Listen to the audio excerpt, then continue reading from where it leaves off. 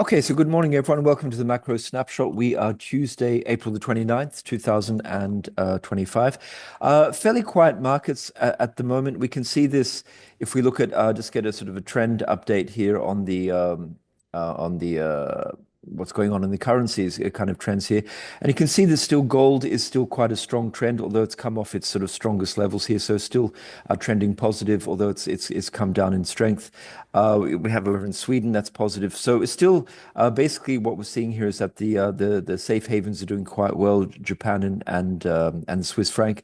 But again, and also the euro is doing quite well. But again, you can see the strength of these. You see the Swiss franc had been up at 10, it's come all the way down. You see the Japanese yen now very, very stable, and even the euro as well has come down. So there's basically a lack of volatility. The last few days, the markets hasn't done much, waiting for clarity on the tariff situation, and probably also more becoming very important, waiting for clarity on the real economic data in the US. So we know that the soft data, the so-called surveys, has been relatively weak and trending negatively. So, for example, yesterday we saw the Dallas Fed very, very negative number. The dollar went down on that. There was a bit of sort of weakness there. But really, at this point, the market wants to sort of get a sense of real data, like what is happening. And I'll just show you sort of a couple of things with that. But also, you see here what is kind of interesting is where we see the US dollar overall is weakening, continues to weaken, although that weakening trend is a little less strong. But I just want you guys to notice here that with the Chinese sort of offshore, this is the Hong Kong one, so the offshore sort of renminbi, you could see that that's quite sort of linked at this point to the US. So as I've sort of mentioned before in other earlier videos, it seems as though the Chinese authorities are allowing their renminbi to weaken against a lot of their other trading partners. So, for example, in Australia, the euro, the Japanese yen, all of these currencies. But against the US dollar, they're keeping it relatively sort of stable. And you can see here, as the US dollar weakens, so too does the renminbi. And as the renminbi strengthens, or as the dollar strengthens, the renminbi strengthens a little bit too. So that's kind of interesting. As I say here, gold continues to be strong. So just in terms of sort of the effect, there are some effects being seen. And really what the market's trying to figure out here is basically is it past action? Is the deluge about to happen? It's kind of interesting. And just a couple of things here to give you, a couple of things just pulled up here from the Daily Shot. If you look at something, for example, like container volumes, so the international shipping volumes, you can see here the year-on-year change. You can see how basically, for example, just after the tariff announcement from Trump on April the 2nd, see how the container equivalence is going down. You see the year-on-year change. You see how that's going negative. You see that container bookings from China to the US, you see here they're saying falling sharply. So the point is that there's definitely sort of less trade coming out of China, or volume. So does that indicate, what does that indicate? On the other hand, situation as always is complicated, because if you look here from Shanghai to Long Beach is the port of Los Angeles, you can see in this sort of pink here, you see indeed that's been going down. Now, this is the tariff announcement in this date here. So you go, okay, that's logical, less volume of trade coming out of China.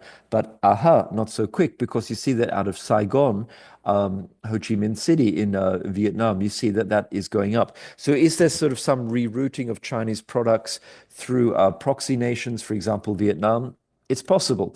But definitely overall, there seems to be a little bit of sort of less volume happening. And just while we've got this up here, it's kind of interesting to see here, for example, the Dallas Fed manufacturing index. You see it's very, very low here, the lowest it's been for quite a few years. Also see the new orders is very, very low. So the point is that the surveys, like it's something like the Dallas Fed is sort of part of, sort of purchasing managers, PMIs, purchasing manager indexes. And we can see that is definitely lowering. So is that sort of anticipation of, oh my God, things are going to get really, really bad? But at this point, we haven't really seen in the hard data a drop off. So what we do get a little bit today, and starting this week, we're starting to get some. And so what you can see here is that this morning we have we have the JOLTS number. So that's the job openings. So the number of job openings expected to be about 7.5 million, down a little bit from last time. So the market really wants to look at that. And I think also the quits level is probably like a pretty important one here. Like the quits level is just like, are people voluntarily quitting, leaving their jobs? If they're going to, probably there's less and less of that. But also what's going to be very important here is the layoffs level. I think that could almost be the most important one here because that's expected to go up. So you see here was 1.79 million, expected to go up was about 1.81 million. So I think that's going to be kind of interesting. We saw yesterday on the back of the Dallas Fed, we had those very weak numbers that the US dollar sold off. So it seems to me that if we're getting sort of any evidence from semi-hard data like the JOLTS number today that the labor market is weakening, we could see further weakening in the US dollar, maybe a bit at the front end of the bond curve, and maybe the equities going down a little bit as well. And keep in mind that the Fed have made it very clear, again, I've referenced the speech of Waller, that it's the labor market which is going to get their attention. So if we do see any evidence of a weakening labor market, that will get the attention of the Fed, probably more than anything else, and also get the attention of the front end of the yield curve. So things like ZT, the 2-year bonds, would love that. Also interesting, we do have today, a little bit later on at 10 o'clock, the conference board. What can I say? Again, this falls into the category of surveys. It's sort of soft data, so to speak. And we know that the trend at the moment has been for consumer confidence to be trending lower. And you can see the expectations are down from basically 93 last time to 88 this time. So the trend in consumer confidence is lower. Actually, what would be a surprise is if that goes up. So that's possibly not as market moving, although if we get a double whammy, let's say a double, like we get sort of a very weak or a weak a JOLTS number, combination of numbers from the JOLTS, and we get the consumer confidence number and expectations weak as well, that could put a little bit of negativity in the market, in the stock market. So that's definitely something to be looking out for. We also had some earnings, Coca-Cola. I haven't had a time yet to actually really analyze though. EPS seems to be, in line a little bit higher than expected. Just looking here, Pfizer seems to be under the revenues.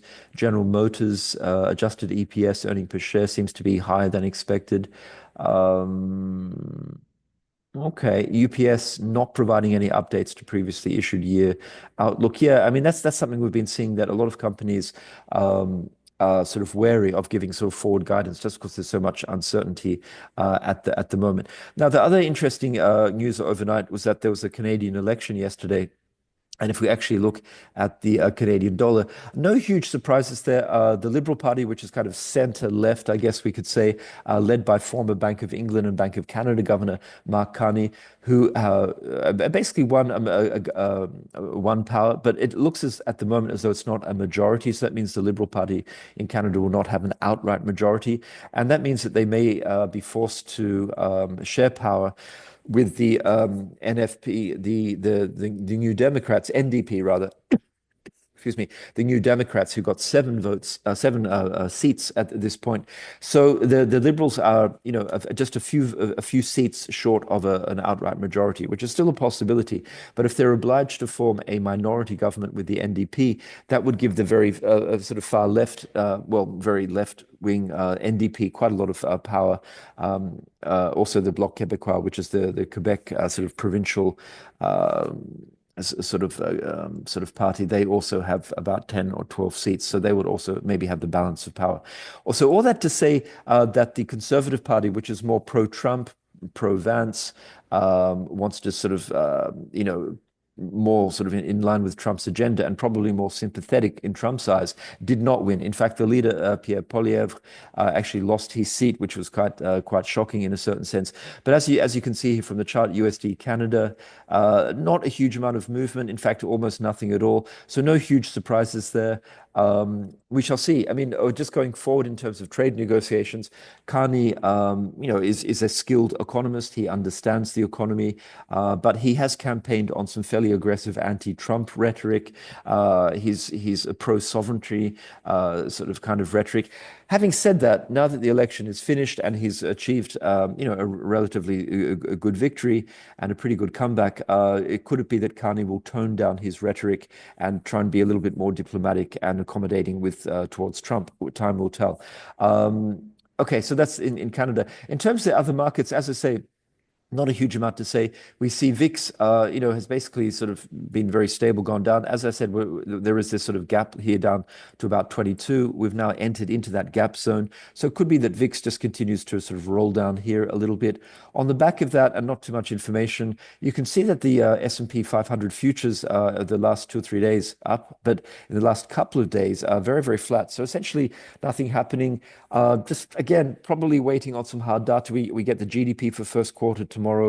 Then, of course, we get the we get another survey, ISM manufacturing Thursday, and then non-farm payrolls on Friday. So that also will be the beginning of the month. So it could be some sort of month-end stuff. But the point is, the equity is very, very sort of sleepy at the moment, just waiting on some kind of further direction. It's difficult to be positive, but on the other hand, at this point.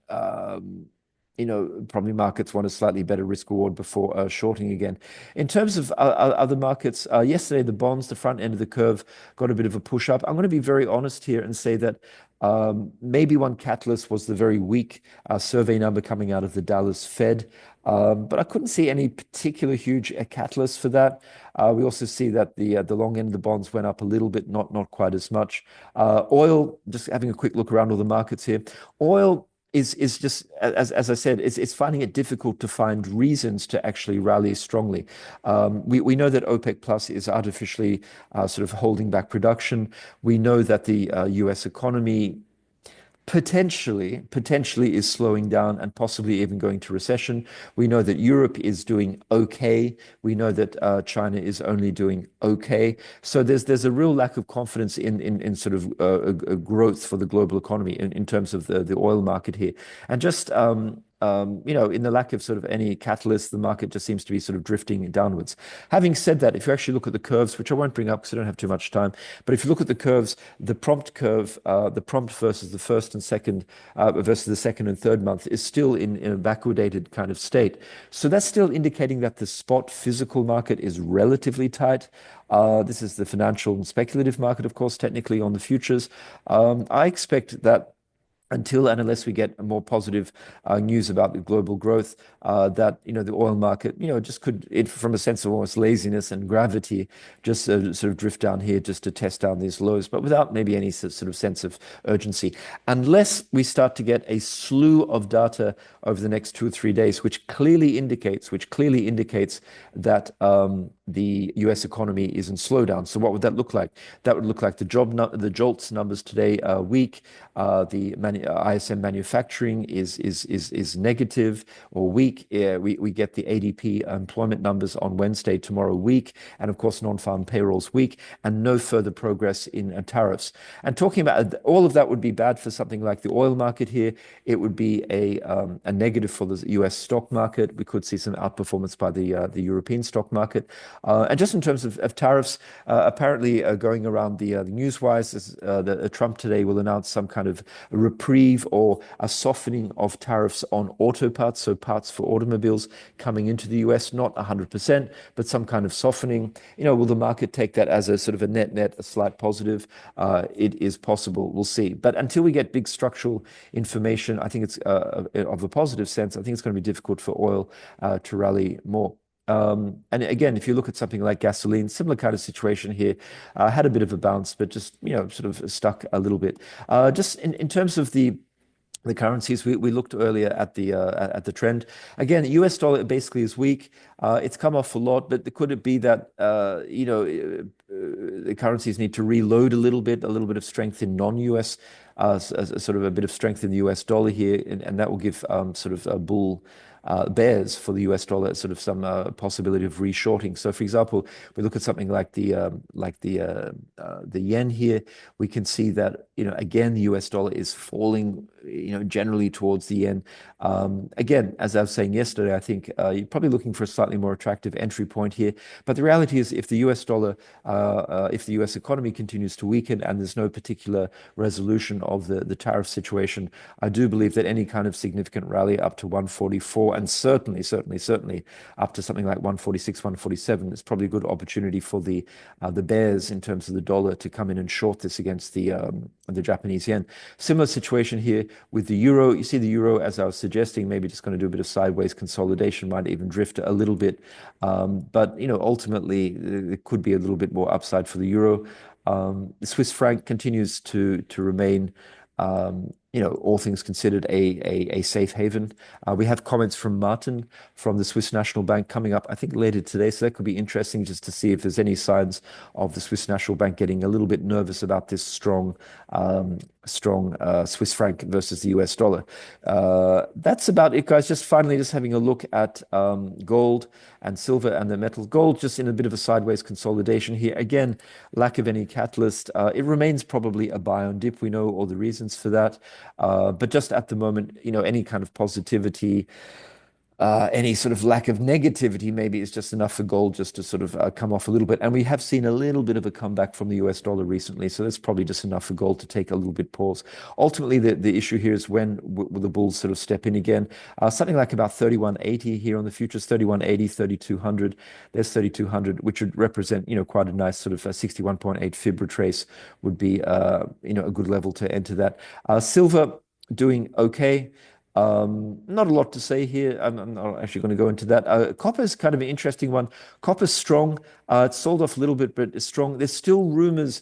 What seems to be happening in copper is not so much a macro situation of increased Chinese demand or the global economy doing well.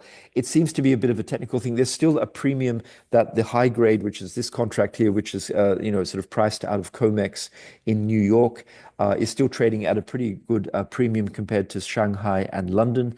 And so that premium, why is there that premium? Because there's rumors still going around that there could actually be sort of tariffs introduced on copper imports by the US administration. So, of course, traders are sort of loading up with that, trying to front run that, if that's the case here. If that rumor is denied and the US economy and the global economy continue not to show signs of strength, I do believe copper is a sell. But again, this looks as though from a technical perspective, this is breaking out here. And so it's difficult to go against that trend. BTC, we'll have a quick look at BTC.